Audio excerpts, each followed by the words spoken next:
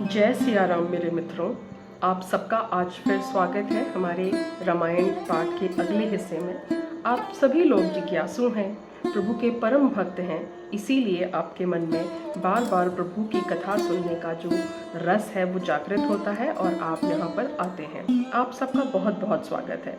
तो चलिए आज हम पाठ शुरू करते हैं। प्रभु श्री राम जी का नाम लेकर लक्ष्मण भैया और भक्तों में भक्त और परम भक्त हमारे बुद्धिमान हनुमान जी को नमस्कार करते हुए करते हैं।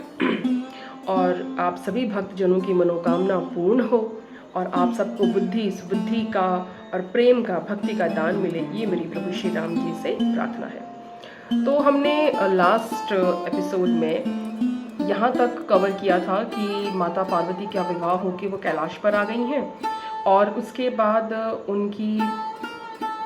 उनके और भगवान शिव के मिलन से कार्तिकेय जी का जन्म हुआ है, उनके पुत्र का, और उन कार्तिकेय जी ने बड़े होकर जो है तारकासुर का वध कर दिया और देवताओं को सुख प्रदान किया। अब आगे की कथा क्या कहती है, चलिए जानते हैं। प्रथम ही मैं कहीं शिव चरित बूझा परम तुम्हार, सुचि सेवक तुम राम के रहित समस्त विकार। सियावर राम राम राम मेरे प्रभु राम राम राम। मैंने पहले ही शिव जी का चरित्र तुम्हारा भेद समझ लिया। तुम श्री रामचंद्र जी के पवित्र सेवक हो और समस्त दोषों से रहित हो। ये बात जो है याज्ञवल्क्य जी कह रहे हैं भरद्वाज जी से। जब उन्होंने जान लिया कि मैंने पूरी शिव कथा जो है भरद्वाज जी को सुना दी, उसके बाद भी इनके मन में कोई एक बार भी प्रश्न नहीं आया कि मैं रामायण मैंने पूछी थी, आपसे राम कथा पूछी थी और आप मुझे शिव कथा सुना रहे हैं, बल्कि वो उस कथा को सुन के और भावपूर्ण हो गए थे और उनके हृदय में जो है भाव पैदा हो गए, प्रेम पैदा हो गया, और वो शिव की कथा भी उतने ही प्रेम से सुन रहे थे जितने की प्रेम से वो राम की कथा सुनने के लिए बैठे थे। तो एक दूसरे के प्रति, शिव और राम दोनों के प्रति ऐसा प्रेम देखकर और ऐसा आदर देखकर जो है याज्ञवल्क्य जी बड़े प्रसन्न हुए और उन्होंने कहा कि अब मैं समझ गया हूँ कि तुम्हारा जो मन है वो साफ है और अब तुम जो हो, तुम राम जी के पवित्र सेवक हो, सब दोषों से रहित हो। इसलिए याज्ञवल्क्य जी का मानना है कि तुम अधिकारी हो राम कथा सुनने के। आगे क्या कह रहे हैं, मैं जाना तुम्हार गुणशीला, कहूँ सुनो अब रघुपति लीला। सुन मुनि आज समागम तोरे, कहीं न जाई जस सुख मन मोरे। मैं तुम्हारा गुण और शील जान लिया, अब मैं श्री रघुनाथ जी की लीला कहता हूँ। सुनो हे मुनि सुनो, आज तुम्हारे मिलने से मेरे मन में जो आनंद हुआ है वह कहा नहीं जा सकता। ऐसा याज्ञवल्क्य जी क्यों कह रहे हैं? वो इसलिए कह रहे हैं भरद्वाज जी के मिलने से उन्हें ज़्यादा खुशी हुई है। तो आप जितने भी लोग हैं जो शिक्षक हैं या जो किसी भी फील्ड में किसी को पढ़ाते हैं, शिक्षक हैं, कोई भी गुण देते हैं, वो सब इस बात को समझते होंगे कि एक शिक्षक या एक जो देने वाला है वो हमेशा एक अच्छे जिसको पाता है जो अपना स्टूडेंट होता है, जो शिष्य होता है, एक शिक्षक हमेशा एक अच्छा शिष्य ढूंढता है।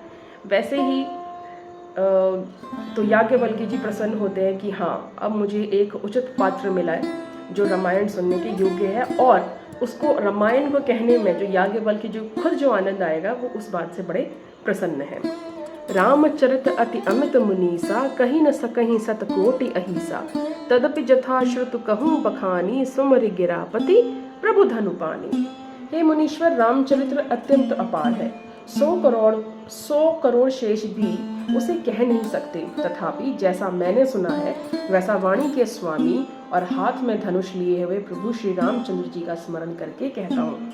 एक बात को ज़रा आप ध्यान दीजिएगा कि जब तुलसीदास जी अपनी बात कहते हैं और जब वो कोई कथा सुनाना या किसी भी शिव के बारे में या राम के बारे में, किसी के बारे में भी जब कुछ कहने का प्रारंभ करते हैं तो वो पहले ही माफ़िया मांगने लगते हैं और पहले ही अपने आप को बहुत दीनहीन दिखा के वो इस तरह से दिखाते हैं कि भाई ये जो हम बोलने जा रहे हैं ये बहुत बड़ी बातें हैं और बड़े बड़े देवताओं की और बड़े जो सारी दुनिया के जो स्वामी हैं, हम उनके बारे में कहने जा रहे हैं। हम उस लायक नहीं हैं और हमारी इतनी शक्ति भी नहीं है। ये जो हम कह पाते हैं ये भी हमें जो परमात्मा की अगर कृपा होती है तो ही हम उनके बारे में बोलने के कुछ लायक हो पाते हैं। तो वैसा ही यहाँ पे याज्ञवल्क्य जी कह रहे हैं कि रामचरित्र तो अत्यंत अपार है, शायद मैं वो पूरी बात कह भी नहीं पाऊंगा, है ना। 100 करोड़ शेष जी भी, अगर 100 करोड़ शेष मतलब 100 करोड़ मुंह, है ना। तो अगर उतने मुंहों से भी अगर राम की कथा को कहना चाहें, मतलब वो कैसे थे एग्जैक्टली, उन्होंने क्या क्या किया, कैसे किया, उनके भाव वगैरह, आप सब कुछ अगर बताना चाहें तो आप नहीं बता सकते हैं। लेकिन फिर भी जितना मैंने सुना है मैं उसको जो है प्रेम के साथ कहने की कोशिश करूँगा। सारद दारु नारी सम स्वामी, राम सूत्रधार अंतर जामी, जही पर कृपा करही जनु जानी, कभी उर अजर नचा वहीं बानी। सरस्वती जी कठपुतली के समान है और अंतर्यामी श्री स्वामी श्री रामचंद्र जी सूत पकड़कर कठपुतली को नचाने वाले हैं। सूत्रधार है, अपना भक्त जानकर जिस कवि पर वह कृपा करते हैं उसके हृदय रूपी आंगन से सरस्वती को वह नचाया करते हैं। सरस्वती हम सब जानते हैं कि ज्ञान की देवी हैं। तो यहाँ पे याज्ञवल्क्य जी कह रहे हैं कि देखो जो भी मैं बोलूँगा, है ना, जो भी जितना भी मेरे को भगवान ने ज्ञान दिया है, जितनी भी मेरी बुद्धि है, तो वो जो मैं बोलूँगा वो माँ सरस्वती की कृपा से बाहर निकलेगा।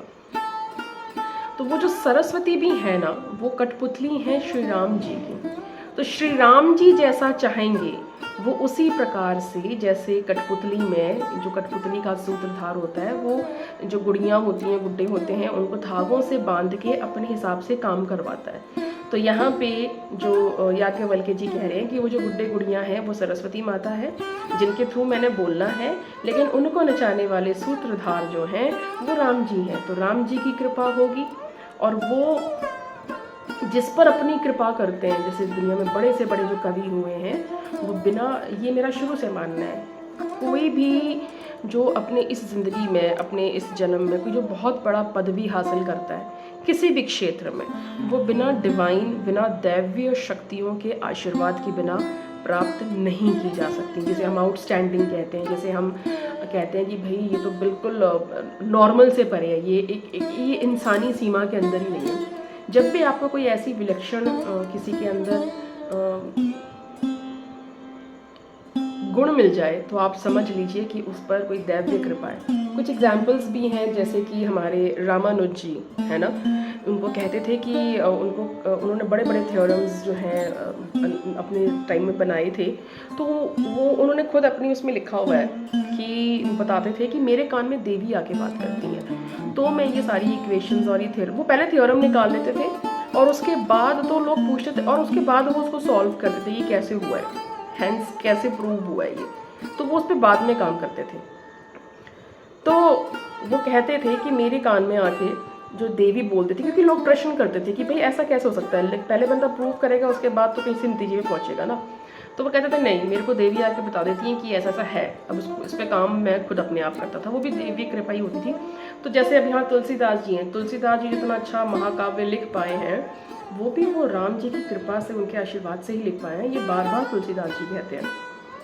तो ये बात हमें क्या सिखाती है अपने जीवन में? ये बात हमें ये सिखाती है कि अगर आप अपने जीवन में कोई कार्य किसी क्षेत्र में बहुत अच्छा कर रहे हैं तो उसके लिए आप कृतज्ञ होइए, आप उस परमात्मा का कृतज्ञ होइए कि उन्होंने आपको वो विलक्षण गुण दिया है, और उस गुण को फिर आप मानवता की सेवा के लिए, प्रकृति की सेवा के लिए, संसार की सेवा के लिए लगाइए। यही सनातन धर्म बताता है। उस गुण को फिर अपने निजी कामों के लिए मत यूज़ करिए, बिकॉज आप बहुत भाग्यशाली हैं। किसी कारणवश आपकी पिछले जन्मों की किसी भक्ति के कारण आपको ये सौभाग्य प्राप्त हुआ है, तो उसे मानव कल्याण और समाज कल्याण में लगाइए, क्योंकि यही हमारे परमात्मा चाहते हैं, तभी हमें उन्होंने वो गुण दिया होता है। तो उसको जितना ज़्यादा से ज़्यादा आप समाज कल्याण में लगाएंगे उतना परमात्मा आपको खुश होगा, और वही आपकी सेवा बन जाएगी, वही आपकी प्रभु भक्ति बन जाएगी, वही आपकी प्रभु के प्रति आपकी दिन रात की जो है भक्ति बन जाएगी।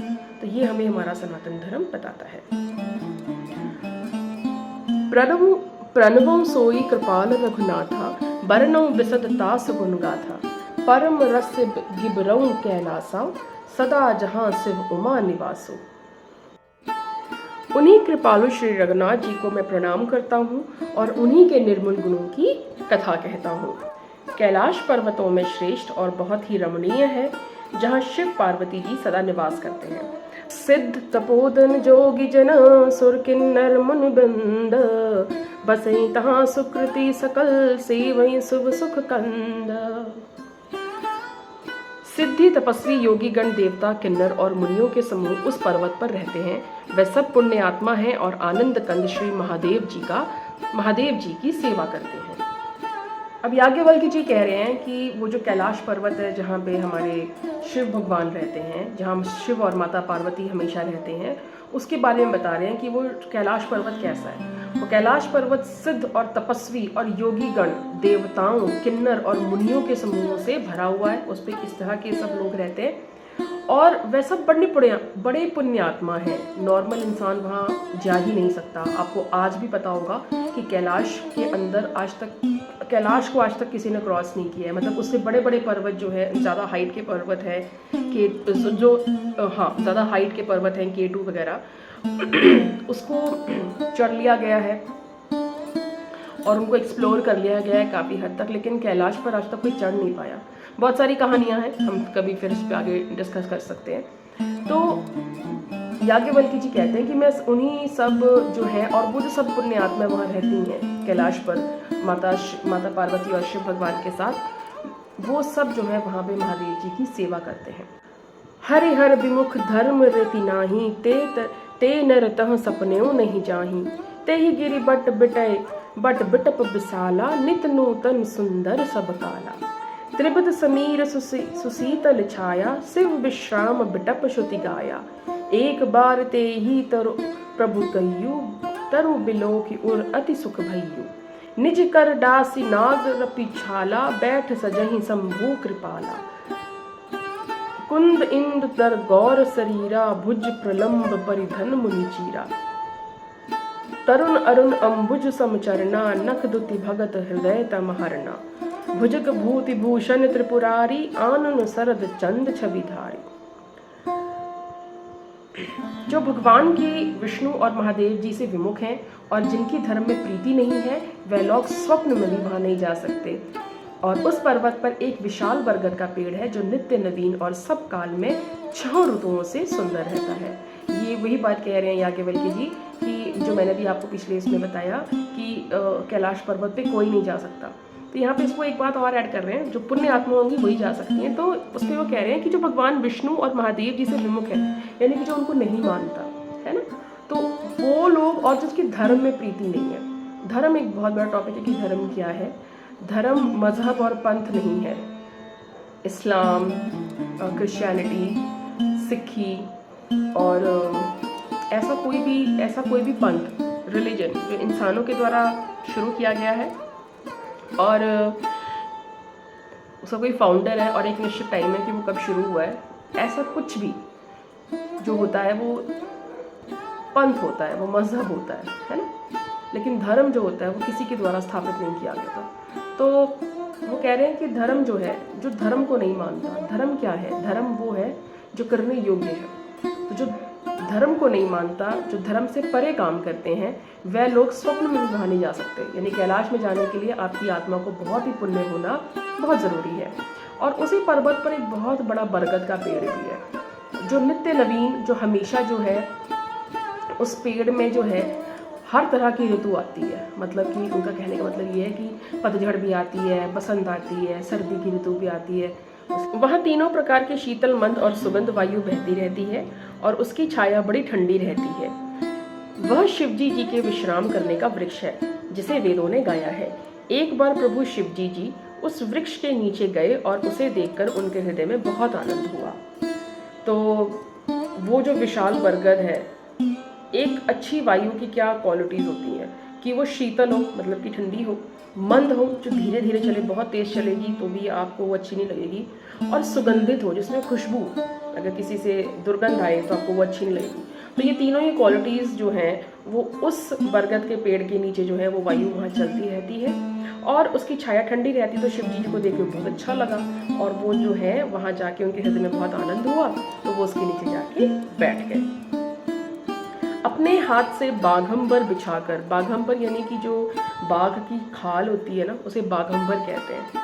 तो अपने हाथ से बाघंबर बिछाकर कृपालु शिवजी जी स्वभाव से ही बिना किसी खास प्रयोजन के वहां बैठ गए।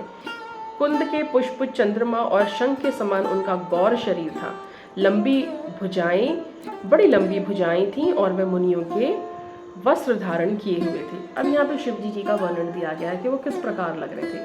हम सब जानते हैं कि शिव जो है वो बाघंबर पहनते हैं। आरती में आपने सुना होगा, गाया भी होगा कि बाघंबर अंगे। तो वो जो है अंग में शिव क्या पहनते हैं, बाघंबर, बाघ की खाल को, ठीक है। और शिव बड़े जो हैं बड़े कृपालु हैं स्वभाव से, और तो वो वहाँ बैठ गए। उनका जो शरीर है वो बहुत ही ज़्यादा सुंदर गोरा है, चंद्रमा और शंख के समान, बड़ी लंबी लंबी बाजुएं हैं, और वह मुनियों के जो है वस्त्र धारण, जैसे मुनि लोग वस्त्र पहनते हैं वैसे पहनते हुए। अच्छा, ये जो लंबी भुजाएं हैं ना, ये एक चीज़ मैंने देखी है कि जितनी भी आत्माएं होती हैं उनकी हमेशा लंबी भुजाएं होती हैं, लगभग घुटनों तक। अगर आप अभी देखना चाहें तो अगर आप अभी खड़े हों और देखें और अपना हाथ जो है सीधा करके रख लें, तो आपका हाथ आई गेस कमर से थोड़ा नीचे तक ही जाता है, घुटनों तक किसी का हाथ नहीं जाता। बहुत ही कम इस तरह के लोग होते हैं, जिसमें से एक हमारे जैसे कि राम जी हैं, उनको आजानुभुज कहा जाता है ना, श्री रामचंद्र कृपाल चंद्र। तो उस स्थिति में अगर आप देखेंगे तो राम की जो जब भी विशेषता बताई जाती है तो ये बताई जाती है कि उनके लंबे हाथ हैं, घुटनों तक लंबे हाथ हैं। तो वैसे ही शिव का बताया जा रहा है कि उनके भी हाथ जो हैं बड़ी लंबी लंबी भुजाएं हैं। आगे कह रहे हैं, उनके चरण नए पूर्ण रूप से खिले हुए लाल कमल के समान थे। जैसा लाल कमल होता है ना, नया नया खिला हुआ, उनके चरण वैसे दिख रहे हैं। और नखों की ज्योति भक्तों के हृदय का अंधकार हरने वाली है। और उनके जो नाखून है वो इतने शाइन मार रहे हैं, जैसे उनमें से ज्योति निकल रही हो, जैसे उनमें से उजाला निकल रहा हो। तो वो इतना उजाला है कि जैसे जैसे हम भक्त होते हैं, जैसे हम लोग हैं, है ना, और हम लोगों के दिलों में कितना परेशानियाँ होती हैं, और हम लोग, हमारी आत्माएं मलिन हैं। तो अगर हम भगवान का पूरा रूप तो छोड़िए, अगर हम उनके नाखून की उस चमक को देख लें तो ये हमारे जीवन में, हमारे हृदय में वो उजाला कर देती हैं। तो वो उस तरह से नजर आ रही हैं। सांप और भस्म ही उनके आभूषण थे, और उन त्रिपुरासुर के शत्रु का शिव जी का मुख शरद पूर्णिमा के चंद्रमा की शोभा को भी हरने वाला, फीका करने वाला था। त्रिपुरासुर शत्रु जो है, क्योंकि भगवान शिव ने त्रिपुरासुर असुर का वध किया था, इसलिए उन्हें त्रिपुरासुर का शत्रु कहा जा रहा है। और उनका मुख जो है शरद की पूर्णिमा, शरद पूर्णिमा का कभी आप चांद देखिएगा, बहुत बड़ा होता है, और शरद का मौसम होता है, यानी कि ठंडियों का मौसम होता है, तो वो बहुत ही सुंदर और बहुत ही सुंदर प्रतीत होता है, किसी की भी शोभा को हल्का करते। मतलब अगर उस शरद पूर्णिमा की चांद के सामने अगर किसी सुंदर से सुंदर वस्तु को भी रखा जाए तो वो फीकी लगती है, क्योंकि वो चांद जो होता है वो इतना सुंदर लग रहा होता है। जटा मुकुट सुर सर तिसर लोचन नलन विशाल, नीलकंठ लावण्य निधि सोह बाल बिदु भाल, सियावरी राम राम राम। उनके सिर पर जटाओं का मुकुट और गंगा जी थी, कमल के समान बड़े बड़े नेत्र थे, उनका नीलकंठ था और सुंदरता के भंडार थे। उनके मस्तक पर द्वितीया का चंद्रमा शोभित था। हम सब जानते हैं कि भगवान शिव के सर जटाओं में गंगा जी विराजमान होती हैं। कमल के समान उनके बड़े बड़े नेत्र हैं, और उनका जो कंठ है वो नीला है। हम सब जानते हैं क्यों नीला है, क्योंकि उन्होंने हलाहल विश्व का पान किया था और इस सृष्टि को उस जहर के प्रभाव से बचाया था। वो बहुत ही सुंदर है। शिव जो है ना हमारे, बहुत ही सुंदर है। जो उनका मंत्र है ना, कर्पूर गौरम करुणावतारम, वो ये बताता है कि वो कर्पूर की भांति जो है ना बड़े गोरे हैं और बड़े सुंदर हैं। उनके मस्तक पर जो है चंद्रमा होता है, ये हम सब जानते हैं। उन्होंने अपने मस्तक पर चंद्रमा को भी धारण कर रखा है। बैठे सोह काम रिपु कैसे, धरे शरीर शांत रसु जैसे, पार्वती भल अवसर जानी, गई शंभु पही मातु भवानी। जानी प्रिया आदरु अति कीना, बाम भाग आसन हर दीना, बैठी शिव समीप हर छाई, पूरब जन्म कथाचित आई। पति हिये हेतु अधिक अनुमानी, बिहसी उमा बोली प्रियपानी। कथा जो सकल लोक हितकारी, सोई पूछन चह शैल कुमारी। विश्वनाथ मम नाथ पुरारी, त्रिभुवन महिमा विदित तुम्हारी। चर अरु अचर नाग नर देवा, सकल करहीं पद पंकज सेवा। तो अब यहाँ पे माता पार्वती आती हैं और अपने प्रश्न रखती हैं। वो क्या रखती हैं देखते हैं। कामदेव के शत्रु शिवजी वहाँ बैठे हुए हैं। कहाँ बैठे हुए? बरगद के पेड़ के नीचे। और ऐसे शोभित हो रहे थे मानो शांत रस ही शरीर धारण किए बैठा हो। शांत रस यानी कि जो शांति का प्रतीक है वही एक शरीर रूपी एक शरीर लेके बैठा है, वो इतने शांत प्रतीत हो रहे थे। अच्छा मौका जानकर शिव पत्नी माता पार्वती उनके पास गई। अपनी प्यारी पत्नी जानकर शिव ने उनका बहुत आदर सत्कार किया और अपनी बाईं ओर बैठने के लिए आसन दिया। पार्वती जी प्रसन्न होकर शिव जी के पास बैठ गई। उन्हें पिछले जन्म की कथा स्मरण हो आई। अब यहाँ पे मैं आपको एक चीज़ नोटिस करवाना चाहूँगी कि उन्होंने बाईं ओर बैठने के लिए आसन दिया। इस बात को कहने का जो है एक बड़ा प्रतीकात्मक वैल्यू है यहाँ पर। जब पिछली बार सती को शिव ने त्याग दिया था, 83,000 वर्ष की समाधि से बाहर आए थे, तब उन्होंने उनको अपने बाम अंग कहते हैं बाईं ओर बैठाना। जो एक स्त्री होती है वो अपने पति के हमेशा बाम अंग में बैठती है।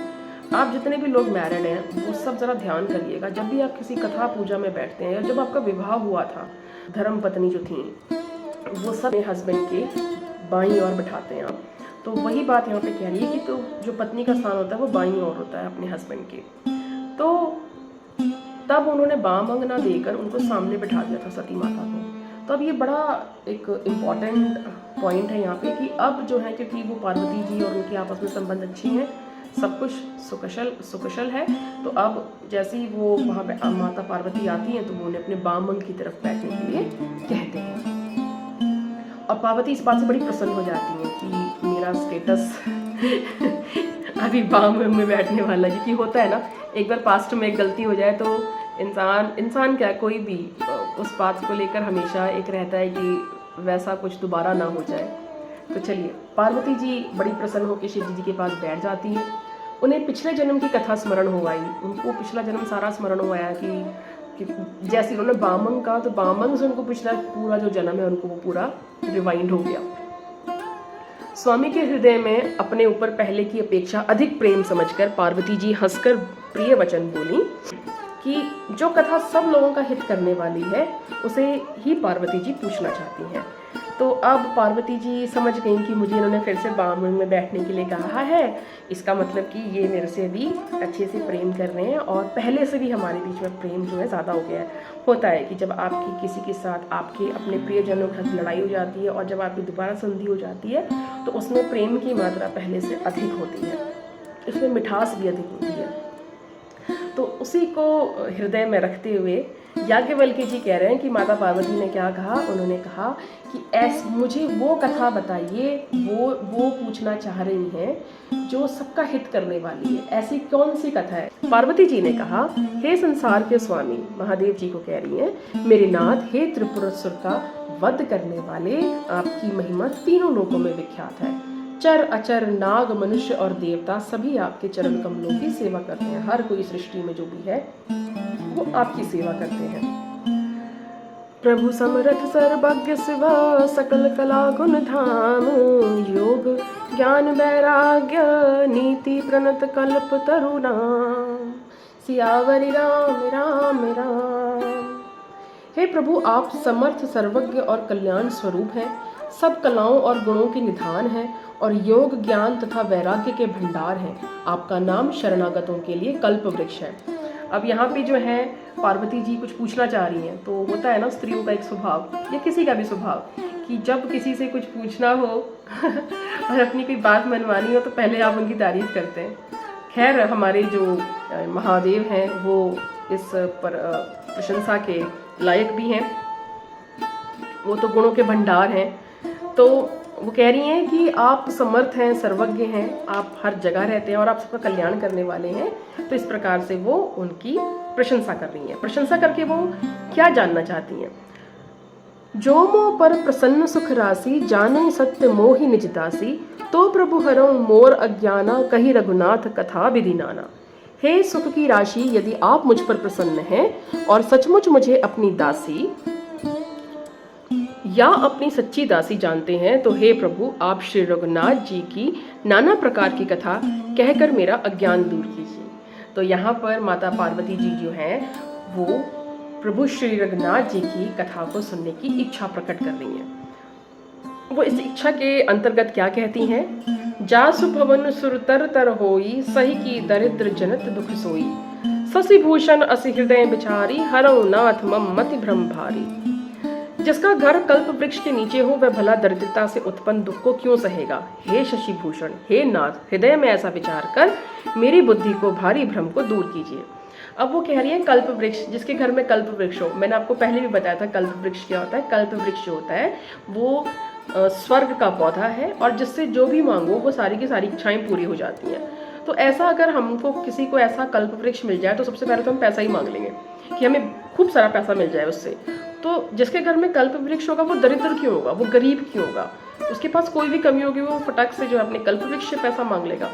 तो अब यहाँ पे बात पैसे की नहीं हो रही। अब यहाँ पे जो पार्वती जी कह रही हैं कि आप जो गुणों के भंडार हैं, जो ज्ञान के देवता हैं, और आपको श्री रघुनाथ जी के बारे में सब कुछ पता है, आपको इतना पता है, आप इतना जानते हैं कि आप अपने आप में श्री रघुनाथ की कथा के कल्प वृक्ष हैं, कि जिससे हम जितनी मर्जी राम कथा और राम के बारे में जान सकते हैं। तो आप जब इतना जानते हैं और मैं जहाँ पे जिस कैलाश पे रह रही हूँ वहाँ पे भगवान महादेव के रूप में एक राम कथा का कल्प वृक्ष अगर मेरे समान है, तो मैं इस ज्ञान से अछूती क्यों हूँ, मुझे ये ज्ञान क्यों नहीं है। तो आप अपनी कृपा मुझ पर बरसाइए और मेरी दरिद्रता को, मेरे शरीर की, मेरे जो मन की शंका को है उसको दूर कीजिए।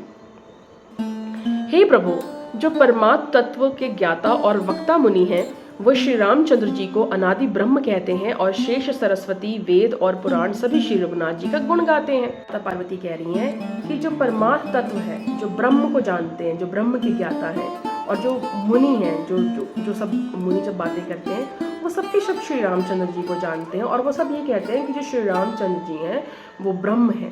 ठीक है। और जो बाकी शेष हैं, सरस्वती हैं, वेद हैं, बाकी अन्य कोई भी, सब भी इसी बात को मानते हैं कि हाँ श्री रामचंद्र जी ही ब्रह्म है। तो तुम पुनि राम राम दिन राती, सादर जपहु अनग अराती। राम सो अवध नृपत सुत नोई, सोई की अज अगनु अलखत कोई। हे कामदेव के शत्रु, आप भी दिन रात आदर पूर्वक राम राम जपा करते हैं। ये राम वही अयोध्या के राजा पुत्र हैं या अजन्मा, निर्गुण और अगोचर कोई और राम है। अब माता पार्वती ये कह रही है कि कामदेव के शत्रु, हे कामदेव, वो महादेव को महादेव ना कहकर कामदेव के शत्रु कह रही है कि हे कामदेव के शत्रु, और आप भी दिन रात राम राम जपते हैं। तो क्या ये वही राम है जो अयोध्या में राजा के पुत्र हुए हैं, यानी कि राजा दशरथ के जो पुत्र हुए हैं राम, क्या ये वही राम है? या फिर ऐसा तो नहीं है, या फिर एक अजन्मा कोई है जो निर्गुण है, अगोचर है, जिसका कोई गुण नहीं है, अगोचर है, और जो निर्गुण हम कहते हैं, जो साकार नहीं होता, जिसका कोई शरीर नहीं होता। तो यहाँ पे अब माता पार्वती को ये कंफ्यूजन हो रहा है, ये शंका हो रही है कि अगर भगवान राम अगर निर्गुण है तो वो पुत्र के रूप में कैसे, वो एक गुण रूपी शरीर में कैसे पैदा हो रहे हैं। तो क्या ये दोनों एक ही हैं या दोनों अलग अलग हैं? जो नृपतनयत ब्रह्म किमी, नारी बिरहिमति भोरी। देखी चरत महिमा सुनत, भ्रमत बुद्धि अति मोरी। सियावरी राम राम राम, मेरी प्रभु राम राम राम। यदि वे राजपुत्र हैं तो ब्रह्म कैसे हुए, और यदि ब्रह्म है तो स्त्री विरह में उनकी मति बावली कैसे हो गई। इधर उनके ऐसे चरित्र को देखकर, उधर उनकी महिमा सुनकर मेरी बुद्धि अत्यंत चकरा रही है। ये सिर्फ माता पार्वती का प्रश्न नहीं है, ये उन सब लोगों का प्रश्न है जो बहुत किताबें पढ़ लेते हैं जो बहुत वेदांत पढ़ लेते हैं और जो बहुत ही किताबें पढ़ लेते हैं ना, तो वो इस भ्रम में पड़ जाते हैं। क्योंकि हर जगह तो ये बताया गया कि एक ओंकार निर्गुण निर्वैर है ना, उसका कोई आकार नहीं है, साकार है, वो हर जगह व्याप्त है। तो जो वो हर जगह व्याप्त है, उसका कोई गुण नहीं है, उसका कोई शरीर नहीं है, उसका कोई एक विशेष वो नहीं है, तो फिर वो फिर ब्रह्म, वो कैसे, वो शरीर कैसे धारण कर रहे हैं? क्योंकि श्री रामचंद्र तो शरीरधारी है ना, उन्होंने तो बकायदा एक अपने राजा दशरथ के यहाँ जन्म लिया है, वो एक मानव है, मानव रूप में है। और उन तो जो ब्रह्म है वो मानव रूप में कैसे हो रहा है? अगर वही ब्रह्म है जिसको हम ब्रह्म कह रहे हैं, अगर वही ब्रह्म है तो वो मानव रूप में कैसे हो रहा है? तो यही वो माता पार्वती कह रही हैं कि ये दोनों चीज़ें देखकर कि अगर वो ब्रह्म है तो वो मानव रूप में क्यों है, और अगर वो मानव रूप में है तो वो ब्रह्म कैसे हुए। इस प्रश्न को लेके माता पार्वती जी जो है बहुत ही ज़्यादा भ्रमित हो चुकी हैं, और इसके आगे जो है महादेव अपनी माता पार्वती की शंका को दूर करते हुए राम की कथा को शुरू करेंगे। तो हम अगले हिस्से में देखेंगे कि माता की इस शंका का निवारण महादेव जी कैसे करते हैं। तब तक आप मुझे आज्ञा दीजिए, और प्रभु श्री राम की कृपा आप सब पर बनी रहे। मुझ छोटी सी वक्ता से अगर प्रभु श्री राम के गुण गाने में, माता पार्वती और भगवान शिव के गुण गाने में या उनके बारे में कुछ भी कहने में कोई भी गलती हुई हो, तो मैं हाथ जोड़ के अपने प्रभु से बार बार क्षमा मांगती हूँ। मुझे माफ़ कीजिएगा और मेरे गुणों को माफ़ करते हुए मेरी इस छोटी सी कोशिश को स्वीकार करिएगा। जय सिया राम।